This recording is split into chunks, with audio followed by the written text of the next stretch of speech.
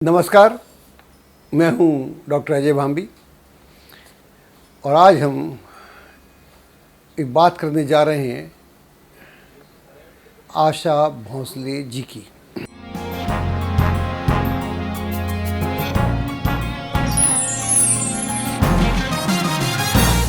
मेरी ज़िंदगी कुछ ऐसी है और मेरे को लगता है हर ज्योतिषी की होना चाहिए।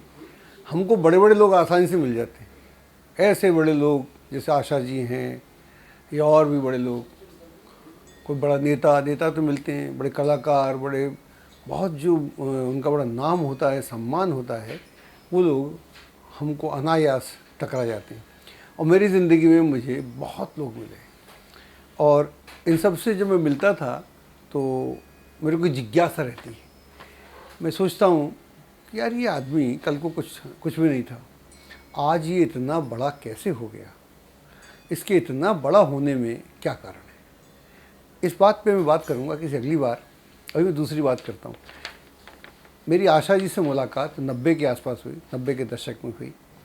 उन दिनों किस्सा कुछ यूँ है कि दूरदर्शन जो है, वैसे तो इसका आप जानते हैं कि आकाशवाणी के साथ ही इसका ऑफिस बना था शुरू में, लेकिन जैसे जैसे दूरदर्शन काम बढ़ता गया तो 80s के आसपास एशियाड विलेज में उन्होंने एक नया प्रोडक्शन हाउस बना दिया और जहाँ पर बड़े बड़े लोग आते थे, वहाँ पर प्रोग्राम बनने लगे। और जब दूरदर्शन ने बहुत सारे सोशल काम किए, पहले तो न्यूज़ आती थी, उसके बाद जो सीरियल्स बनते थे तो उसमें उसका बड़ा योगदान था और बड़े बड़े कलाकार आते थे। वहाँ जाकर मैंने भी काफ़ी प्रोग्राम दिए एक ज़माने में। तो वहाँ पर आशा जी आई हुई थी, आशा भोसले जी, और दूरदर्शन का अपना तरीका था। उन दिनों बाकी चैनल्स नहीं थे, बल्कि जी भी नहीं था। बाकी तो आए नहीं थे, जी भी नहीं था। वो जी शायद पहला एंटरटेनमेंट चैनल था, ये न्यूज़ चैनल था। शुरू में न्यूज़ था, साथ में एंटरटेनमेंट भी था, जबकि दूरदर्शन सिर्फ न्यूज़ था, आप जानते हैं। तो ये आई हुई थी दिल्ली में, इनको बुलाया था दूरदर्शन ने और वो चाहता था कि आपके जो पुराने गाने हैं, बड़े पॉपुलर हैं, आप उन्हें दोबारा से स्क्रीन पे गाएं और हम उनको रिकॉर्ड करेंगे अपने तरीके से और फिर पब्लिक को सुनाएंगे। तो ये कार्यक्रम 2-3 दिन चला होगा। तो आशा जी वहाँ पर अलग अलग पोशाक पहनकर, वरना लगेगा कि एक ही दिन में सारे गाने हो रहे हैं, तो ऐसा कुछ उनका रहा था। आजकल तो फ़र्क नहीं पड़ता, आजकल तो आप उसी में करते रहते हैं। शुरू की बात बता रहा हूँ। तो एक मेरे मित्र थे प्रोड्यूसर वहीं पर, तो वो मेरे ऑफिस में आए और बोले कि मैंने आशा भोसले जी से आपकी बहुत तारीफ़ की है और वो आपसे मिलने को उत्सुक हैं।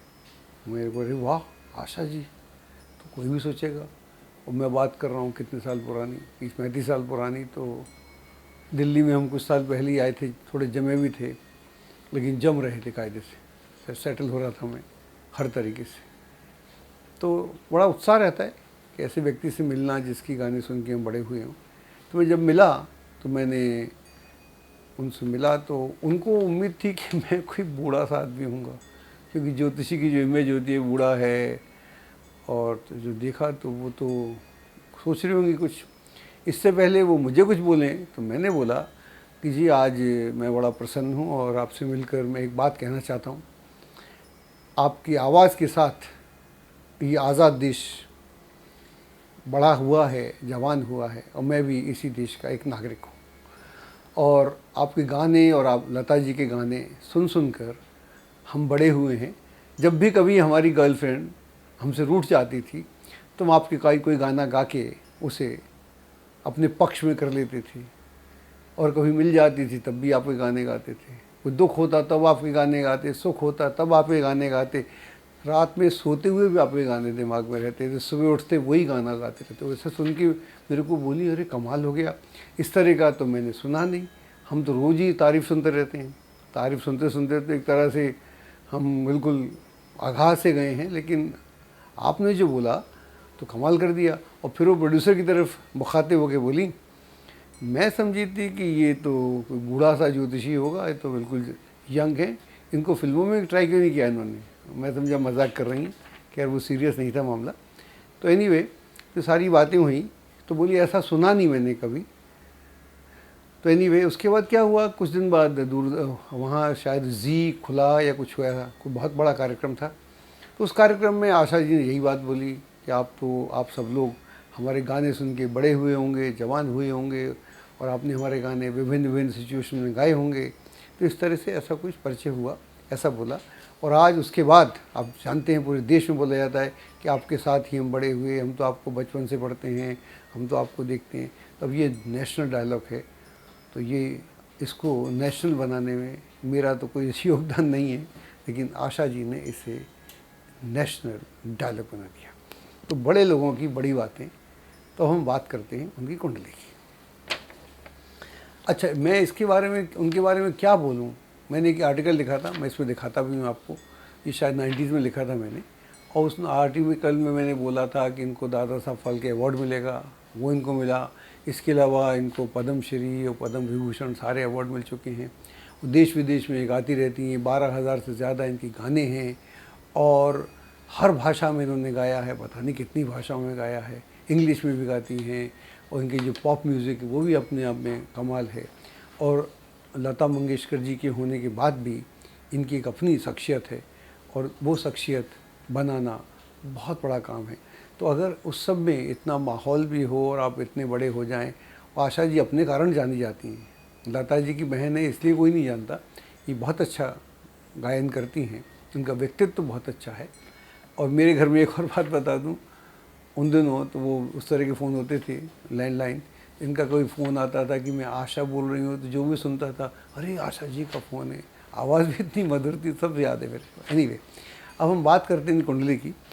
इनकी जो कुंडली है ये मेष लग्न की कुंडली है। इनका जन्म हुआ था 8 सितंबर 1933 को रात के 21:30 पर। रात ही होती है सांगली, महाराष्ट्र में। लग्न है मेष, मेष में चंद्रमा है, और पंचम में सूर्य है, बुध है और केतु है। छठे में बृहस्पति है, गुरु है, और साथ में शुक्र है। और सप्तम में लग्नेश मंगल है, दशम में शनि है, एकादश भाव में राहु है। तो ये स्थिति है। तो यहाँ पर जैसा आप जानते हैं, हमारा प्रयास तो रहता है कि एक ग्रह, हालांकि कुंडली में सब ग्रहों का योगदान होता है, हम भी जानते हैं। कुंडली तो ऐसी सीखी थी हमने, ऐसे ही पढ़ी थी, और इस तरह के योग हैं, पराशर के योग हैं, जैमिनी के अलग सूत्र हैं, सबके सूत्र हैं। इसके अलावा बहुत सारे विद्वान समय समय पर ज्योतिष वरामीर हैं, और भी हैं, कितने हैं आप सब जानते हैं। मुझे भी उन सबको पढ़ने का सौभाग्य प्राप्त हुआ, तो उन सबको जानता हूँ, पढ़ने से जानता हूँ, देखा तो किसी ने किसी को भी नहीं है। तो उनके जो सूत्र हैं वो अपनी जगह दुरुस्त हैं, उसमें मुझे कोई कहना सुनना नहीं है। लेकिन मैं अपने तरीके से ज्योतिष को देखना चाहता हूँ, समझता हूँ।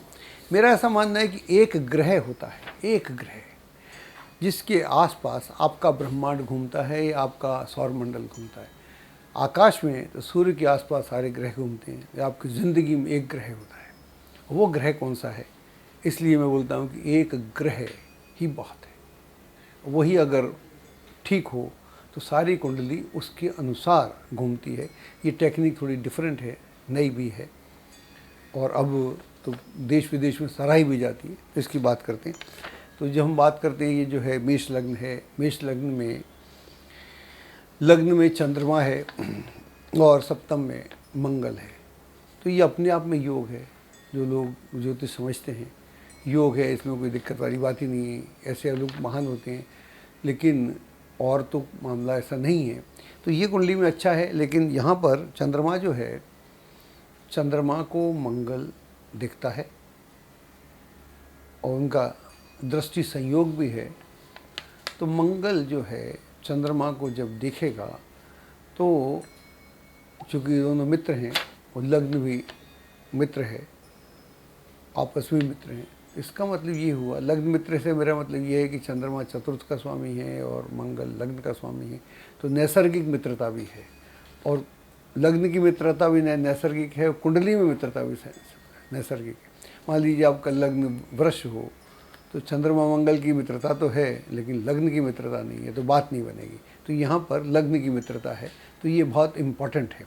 तो दोनों की मित्रता है, तो यहाँ से ये बोलते हैं दोनों, एक दिन जिस दिन मंगल मेहरबान होगा ठीक से, तो जो चंद्रमा है वो ऑर्गेनाइज हो जाएगा। लेकिन चंद्रमा शुरू में ऑर्गेनाइज नहीं होता, क्योंकि चंद्रमा जो है वो दोनों तरफ से खाली है, उसके आस पास कोई नहीं है, चंद्रमा मुक्त है। जब चंद्रमा मुक्त होता है तो आदमी बहुत जल्दी ज़िंदगी में उसको स्थायित्व तो नहीं मिलता।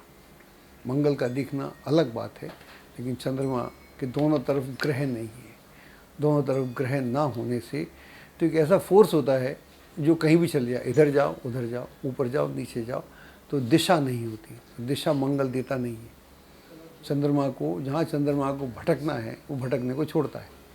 तुम भटकना चाहते हो, भटको। जब तक भटक भटक के आदमी रुक नहीं जाता, तब तक मंगल ये योग में काम नहीं करता। अब बात करते हैं दूसरे ग्रह की। पंचम भाव में बुध आदित्य राजयोग है, और ये बहुत अच्छा है, इसमें कोई शक ही नहीं। योग तो योग ही होता है, और यहाँ पर केतु भी है।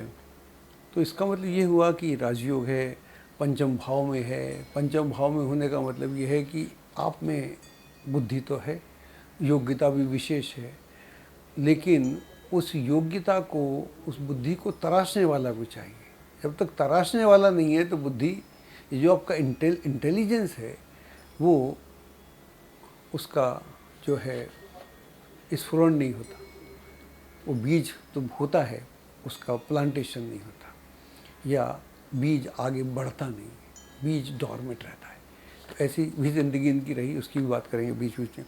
केतु साथ में है, तो ये केतु बहुत अच्छा नहीं है यहाँ पर। हालांकि इंट्यूशन देगा, वो सब करेगा, बात सही है, लेकिन अगर इस तरह का योग होगा तो फिर आदमी को अपनी सोच के कारण भटकना पड़ेगा, और बच्चों के कारण दुख होगा। तो बीच में एक्सीडेंट हुआ था, आप सब जानते हैं, तो इनके दो बच्चों की शायद मृत्यु हुई थी। तो ऐसा भी है, तो कष्ट भी साथ साथ चलेगा। उन्नति होगी, कष्ट से आप मुक्त नहीं हो सकते। छठे भाव में शुक्र है और गुरु है। तो जो शुक्र है सप्तम भाव का स्वामी होकर छठे भाव में, ये कोई बहुत अच्छी बात नहीं है। ये कोई अच्छा संयोग नहीं है, ख़ास तौर से जब हम शादी की बात करें, विवाह की बात करें, या जीवन में और किसी पहलू की बात करें, तो उस दृष्टि से अच्छा नहीं है। गुरु भी कनेक्ट नहीं है कहीं से। हालांकि गुरु कनेक्ट होता है, लेकिन गुरु से कोई कनेक्ट नहीं है।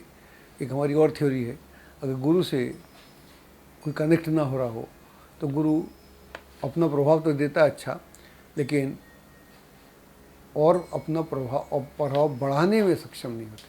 मान लीजिए आपका टीचर आपके सामने नहीं है, मान लीजिए, और आपको ज़रूरत है, तो पहले का पढ़ा तो काम आ जाएगा, अब क्या करोगे? तो ऐसा गुरु यहाँ, इसकी हम कभी अलग से बात करेंगे। लेकिन यहाँ एक और बात है कि जब शुक्र और गुरु साथ होंगे तो ये आदमी को बला का इंटेलिजेंट बनाते हैं। आदमी बहुत विद्वान होता है, अपने क्षेत्र का पारंगत होता है। तो म्यूज़िक में लता जी के होने के बाद भी इनकी साख अपनी है। हालांकि लता जी के साथ बहुत सारे गायिकाएँ आईं, लेकिन वो अपना वर्चस्व स्थापित नहीं कर पाईं। और ये अपनी दम पे की। इनकी एक और बहन है उषा मंगेशकर, वो नहीं कर पाई, इन्होंने किया। तो इसका मतलब है शुक्र और जब गुरु साथ होते हैं तो आदमी स्ट्रगल से बाहर आता है। उसका जो स्ट्रगल है वो उसको कहीं जीवन बनाता है, जीवट बनाता है। तो ये इनका एक अलग से मंगल अच्छा है, इसकी बात करता हूँ। लेकिन ये जितने ग्रह हैं, चंद्रमा वो गेम चेंजर नहीं है, मैजिकल नहीं है, जिसके एक ग्रह की हम बात करते हैं। बुध आदित्य योग में कोई भी ग्रह वो गेम चेंजर नहीं है। और इसके बाद ये जो शुक्र और गुरु हैं, इनमें वो ताकत नहीं है कि अकेला ग्रह जिसकी हम बात कर रहे हैं कुंडली में जान डाल दे, कुंडली में उसके प्राण हो। जैसे आदमी का शरीर हो, उसमें प्राण ना हो, सांस ना आए, तो फिर किस मतलब का। तो उस ग्रह की मैं अक्सर बात करता हूँ। अब दशम भाव में शनि है, बहुत अच्छा है। इसलिए अच्छा है कि एक शश पंच महापुरुष राजयोग बना के बैठा है। तो बोलता है कि जब सारी चीज़ें ठीक होंगी तो मैं भी साथ दूंगा। और राहु एकादश भाव में है। एकादश भाव में राहु पिता के लिए अच्छा नहीं होता। इनके पिता को स्ट्रगल रहा, वो अलग मसला है। लेकिन राहु आदमी को बहुत बड़ी फैन फॉलोइंग देता है। तो दुनिया भर में, देश विदेश में इनकी फैन फॉलोइंग है, उसको कहने की आवश्यकता ही नहीं है। और खूब धन देता है, वो भी आप जानते हैं। अब सवाल ये है कि वो ग्रह कौन सा है। देखिए शनि भी यहाँ वो मैजिकल प्लैनेट नहीं है, ना राहु है, लेकिन ये सब योगदान करते हैं। अब ग्रह कौन सा है, कौन सा होना चाहिए, हो सकता है आपके मन में प्रश्न हो, तो उस प्रश्न को भी सॉल्व करते हैं। यहाँ पर जो मंगल है, मंगल जो है, मंगल की बड़ी अजीब सी स्थिति है। लग्नेश होने से बहुत पावरफुल है, लेकिन वो शनि को देखता है, वो शनि मंगल को देखता है। आप गौर से देखिए, कुंडली हम दिखाई रही, तो शनि को देखेगा उसको, और शनि मंगल को देखेगा, तो ज़िंदगी में यूँ ज़िंदगी चलती है, सीधी नहीं चलती। लता जी एक बार पॉपुलर हुई, एक बार उनका डंका बजा तो बजता ही चला गया। इनके साथ ऐसा नहीं हुआ, बाद में ऐसा हुआ, शुरू में नहीं हुआ। शुरू की बात करते हैं। और दूसरा, जिस घर में मंगल है उसका डिस्पोजिटर यानी शुक्र वो छठे भाव में है। इसका मतलब उससे ताकत नहीं मिलती। एट द सेम टाइम जो शुक्र है गुरु के साथ है, ये भी खास बात है। तो गुरु के साथ है, जब शुक्र और गुरु साथ होते हैं तो मैंने जैसा बोला शुरू में कि आदमी के पास एक खास विधा होती है, खास टैलेंट होता है, खास अपनी पहचान बनाने की शक्ति होती है। तो यहाँ पर तो छठे में होकर इनकी शादी तो बहुत जल्दी हो गई थी, 15-16 साल की उम्र में हो गई थी। इनके पति जो भोंसले जी थे शायद इनसे डबल उम्र के थे, 32 के थे, ऐसा पढ़ा है मैंने कहीं, तो वो अलग था। तो यहाँ पर मंगल तब काम करता है जब कोई ऐसा पुरुष, यहाँ पुरुष का काम इसलिए हो गया सप्तम भाव है, जो आपके गायन को, जो आपके टैलेंट को पहचानता हो। तो इनको जो पहली पहचान मिली वो मिली ओपी नैयर से। ओपी नैयर के जब इन गाने गाए, और ख़ास तौर से नया दौर, उसके बाद तो नया दौर ही शुरू हो गया इनका। और इसके अलावा ये जो ख़ास बात है, इनके जो 2 गाने हैं जिनके लिए इनको राष्ट्रीय पुरस्कार मिला था, बताना भूल गया। उसमें एक ओपी नैयर का था गाना, चैन से हमको कभी आपने जीना न दिया। ये शायद प्राण जाए वचन ना, ऐसी फिल्म जो उसका था, 75 के आसपास आई थी। वो दूसरी फिल्म थी, बड़ी इंटरेस्टिंग है फिल्म। वो गुलजार साहब ने गाना लिखा है, एक आर.डी. बर्मन को लिखा, तो उन्होंने बोला क्या घटिया गाना लिखती है यार, गाना है कोई। उन दोनों की दोस्ती भी थी आपस में, आर.डी. बर्मन साहब की और गुलजार साहब की दोस्ती थी। क्या घटिया गाना लिखती है यार, गाना है कोई। तो वो नाराज़ हो गए और वो चल दिए अपने घर पे। और फिर आर.डी. बर्मन सिगरेट पीने लगे। आशा जी बैठी हुई थी, तो उन्होंने वो गाना, वो कागज़ उठाकर गाना गुनगुनाना शुरू कर दिया। वो गाना था, मेरा कुछ सामान आपके पास छूट के आया पड़ा है, मेरा सामान, सुना होगा आपने। उसको भी राष्ट्रीय पुरस्कार मिला था। तो साहब हम बात कर रहे थे, तो यहाँ पर मंगल जो है, इन सब के बाद उसका जो डिस्पोजिटर है छठे भाव में है शुक्र, लेकिन गुरु के साथ होने से उसको एक्स्ट्रा ताकत है। और मंगल यहाँ पर 2 लोगों से कनेक्ट है, एक तो शनि से कनेक्ट है और एक चंद्रमा से कनेक्ट है। तो इन दोनों से कनेक्ट होने से लग्नेश है, सप्तम भाव में है। तो मंगल वो ग्रह है जो सारे झंझटों के बाद आदमी को बहुत आगे खड़ा कर देता है। और दूसरे, बाद में इनके पति हो गए थे आर.डी. बर्मन, जो एस.डी. बर्मन के पुत्र थे, तो उन्होंने इनके साथ शादी भी की।